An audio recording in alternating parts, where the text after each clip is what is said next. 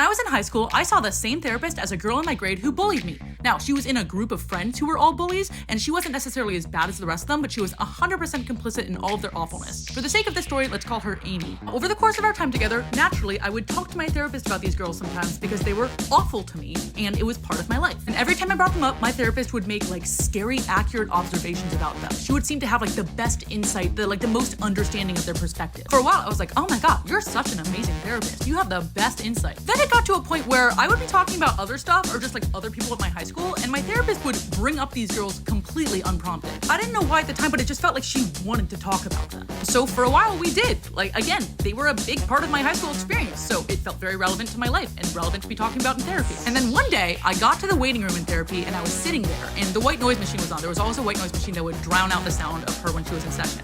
And our therapy time was like at